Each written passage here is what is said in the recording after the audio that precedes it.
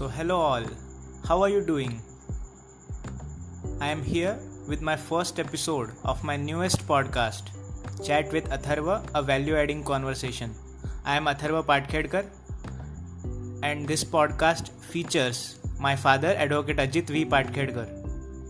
We will talk about Mohammad Rafi, a legendary singer, a Bollywood vocalist, and his achievements and how he is relevant in the current day situations. I hope you enjoy this podcast. Keep listening. Thank you.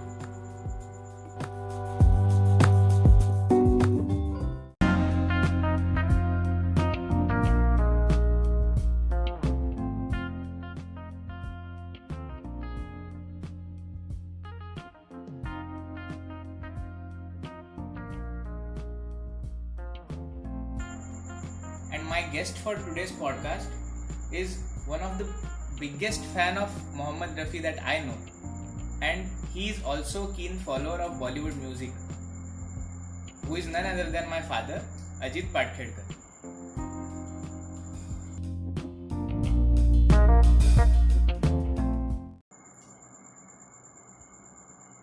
What was your first memory of Mohammad Rafi and what made you a fan of his? आपको क्या लगता है कि मोहम्मद रफ़ी साहब ने आपको कैसे influence किया और आप उनके फैन कैसे बने? Hello everyone. जब शुरू में मैं कॉलेज के दिनों में था तब मुझे पुराने गाने सुनने का एक पैशन था। तो तब मैं किशोर कुमार, तलत महमूद साहब, मोहम्मद रफ़ी साहब, इन ऐसे अनेक जो महान गायक थे उनके गाने सुनता था। जैसे लता दीदी के गाने, सुमन कल्याणपुर जी के गाने, आशा भोसले जी के गाने।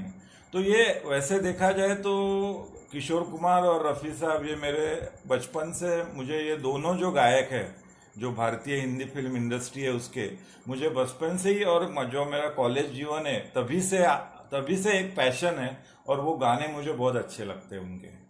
और विशेष करके रफ़ी साहब के बारे में मैं एक बात बताना चाहता हूँ कि रफ़ी साहब जो थे, उन्हें लगभग जितने भी महान संगीतकार या जितने भी महान संगीत के क्षेत्र में जिनको थरो नॉलेज है, ऐसे लोगों ने हर बार ये बात बोली है कि अगर कोई भगवान की आवाज है तो वो आवाज रफ़ी साहब की है। Voice of the god. Voice of the god. He has been just called as a voice of the god by many legendary music directors and who knows the music, Right. called him. If there is any voice of God, then that voice is of Rafi Saab. So let me tell you how I got to know about him. So as you all heard right now, कि my father was had a very keen interest in Bollywood music, and we also used to listen with him some songs of Rafi Saab, and I instantly connected with his voice somehow. I thought that his sound was very rich and it had his own melody. So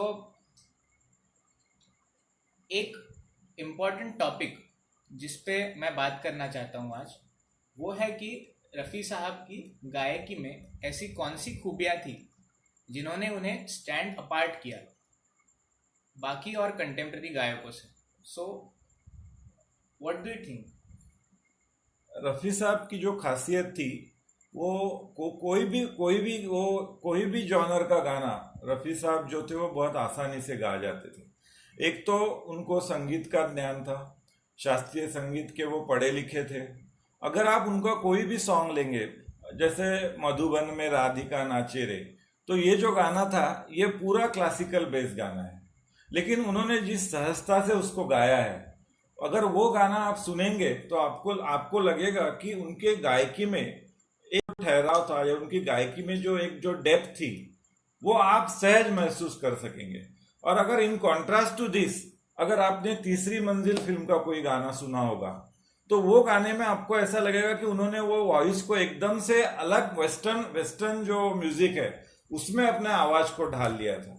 या शम्मी कपूर साहब का एक गाना है कि अकेले अकेले कहाँ जा रहे हो, आप सोच सकते हो कि वो जमाने में जब इतना एडवांस म्यूजिक टेक्निक नहीं था, म्यूजिकल जो इंस्ट्रूमेंट है या टेक्निक्स अवेलेबल नहीं थे, तो उन्होंने अपने आवाज को किस तरह से मोल्ड किया है।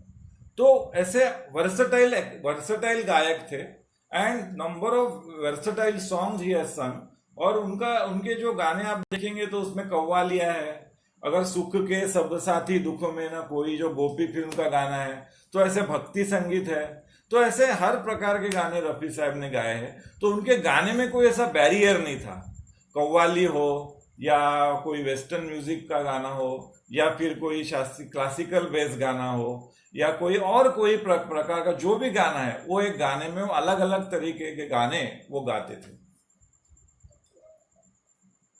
मैंने एक और बात नोटिस की या फिर पढ़ी रफ़ी साहब के बारे में और ज़्यादा डीप में जानकारी निकालते हुए, कि वो एक्टर के परसेप्शन के या एक्टर की क्वालिटीज़ के अनुसार he used to change his voice, he used to modulate his voice.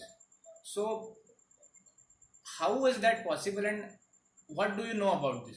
That is the one of the most important quality in Rafi साहब, जो मैं मानता हूँ। क्योंकि रफी साहब जब आए थे तो अंदाजन वो 1945-1946 का जमाना होगा। फिर उसके बाद क्या हो गया कि उसके बाद जो तब अपन देखे तो सहगल साहब के वगैरह गाने बहुत चलते थे वो जमाने में। तो रफी साहब जब आए तो रफी साहब ने एक नई क्रांति लाए हिंदी फिल्म म्यूजिक में। अगर आप रफी साहब के गाने अगर आप बारीकी से देखेंगे तो आपको ऐसा लगेगा कि रफी साहब ने अपना जो आवाज है उस आवाज को इस तरह से मोल्ड किया है कलाकार के हिसाब से, जो मेरे हिसाब से आज तक किसी भी गायक ने नहीं किया है।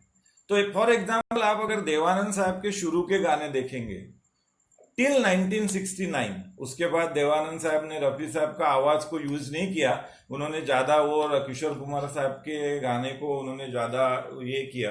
तो वो जब एस.डी. बर्मन, देवानंद और रफी साहब, इनकी जो एक केमिस्ट्री थी, तो आप अगर देखेंगे तो आपको ऐसा लगता है कि देवानंद साहब खुद ही गाना गा रहे हैं पर्दे के ऊपर। तो ये आपको इमीडिएटली आप इसको ग्रास्प कर सकते हो। आप कई गाने ले सकते हो देवानंद जी के कि जो आपको दिखे ऐसा लगेगा कि रफी साहब ने गाए। और अगर देखेंगे दिलीप कुमार साहब के गाने आप देखिए, या गोपी के गाने, या आदमी फिल्म का गाना देखिए, या मधुबन में राधिका नाचे, ये गाने आप देखिए, आपको लगेगा दिलीप साहब ही गा रहे। उस तरह से वो मोल्ड करते थे। जब शम्मी कपूर साहब पर्दे पे रहते थे तो शम्मी कपूर साहब के उस हिसाब से वो गाना बनाते थे। मैंने अभी आपको एग्जाम्पल दिया, अकेले अकेले कहाँ जा रहे हो, या कई गाने जो है जैसे तीसरी मंजिल के गाने, तो आपको ऐसा लगेगा कि शम्मी साहब गाना गा रहे। तो ये जो क्वालिटी रफी साहब ने डेवलप की, उसके ऊपर उनकी जो मास्टरी आ गई, पकड़ थी उसके ऊपर, तो ये एक नए टाइप का जो उन्होंने खुद में उसमें उन्होंने जो लाई, उसको मैं क्रांति बोलता हूँ। ये मेरे हिसाब से आज तक किसी भी गायक को ये लेवल तक नहीं पहुंच सका, ऐसा मेरा बहुत पोलाइटली कहना है। जी एकदम सही है ये। और people need to know why we are talking about Mohammad Rafi, who passed many years ago, but he is still relevant in our society and in modern day music, where we are seeing that most of the songs are basically copying the melodies of previous retro songs and remixing the songs to get more attention, to get more people view it, more people listen it. But still, when you listen to Mohammad Rafi or some contemporary singers, you will find the originality in them. Right. ये originality maintain करना और इसके साथ महानता की तरफ जाना, so this is a quality which is rare in modern day situations. So how relevant is he in this generation, and what do we have to learn from him, from his personality traits? He is more relevant because he was an original singer, and the way in which he has molded the voice, the way उनकी जो आवाज थी, वो आवाज में जो piousness था, तो वो जो पायसनेस है वो आज भी आप देखेंगे तो आप आज भी अगर रफ़ी साहब के गाने आज सुनेंगे तो आपको लगता है कि वो फ्रेश है। तीसरी मंजिल का एक गाना मुझे याद आ रहा है, तुमने मुझे देखा। तो ये जो गाना है उसमें आप देखिए, वो गाना अगर आज भी आप लगाएंगे और अगर समझो आपने वो सुनेंगे बारकाई से, तो आपको उसमें से एक फ्रेशनेस आएगा। तो वो जो एक फ्रेशनेस जो है वो ही कलाकार की महानता है। क्योंकि आज भी रफ़ी साहब हो गए, किशोर कुमार हो गए, इन लोगों के जो गाने हैं वो आज भी आपको एक अलग तरह की पॉजिटिविटी देते हैं और उनमें एक फ्रेशनेस जो है। कल भी आपने वही गाना सुना, आज भी वही गाना सुना, तो आपको लगेगा कल जो मैंने सुना था उससे भी ये गाना मुझे आज ज़्यादा और फ्रेश लग रहा है जी। तो ये जो ओरिजिनलिटी थी इन लोगों में, ये ओरिजिनलिटी इन लोगों को महान बनाती है और उनको रिलेवेंट करती है आज के मॉडर्न संगीत में भी। और एक दूसरी बात मुझे अभी आपसे बात करते हुए याद आई कि जैसे मैंने सुना है, पढ़ा है कि रफ़ी साहब जितने बड़े कलाकार थे वो उतने ही बड़े एक ह्यूमन बीइंग थे। Yes, this was the point I was going to. वो इतने बड़े दिल वाले थे कि उनका बारे में जब भी लोग बात करते हैं तो उनकी गायकी के बारे में जितना लोग बात करते हैं उतना ही वो कितने महान आदमी थे। राइट। उनका स्वभाव कितना अच्छा था, वो कितने पोलाइट थे।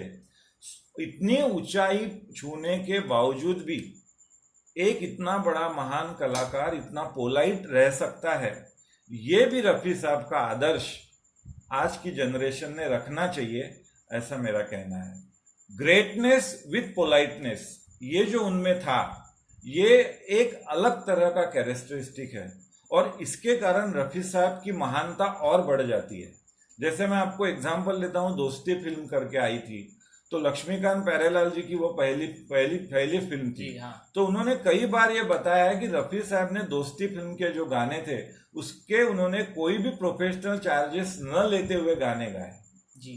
तो ऐसे बहुत से ऐसे लोग हैं कि जिनके साथ रफ़ी साहब का जो एक आदमी करके जो महानता थी, उनका जो स्वभाव था वो एक सच्चा स्वभाव था and is a great human being.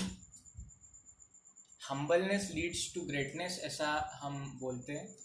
तो शायद ये टॉपिक आज रिलेवेंट इसलिए है और ये टॉपिक मैंने मेरा फर्स्ट एपिसोड के लिए इसीलिए चुना कि people need to know that we have some of the great minds and great artists in India itself who were there when the social media was not there, when they were not that much famous, but still through their art they got such popularity that we can learn from them as human being, how to behave, how to be as a person with achieving heights of greatness. So this was it about Mohammad Rafi. He was a legendary talent, and this was the ending of my first podcast, and it was very wonderful experience talking with my father for the first time on the first podcast. So thanks a lot, and we sign off here. Thank you very much.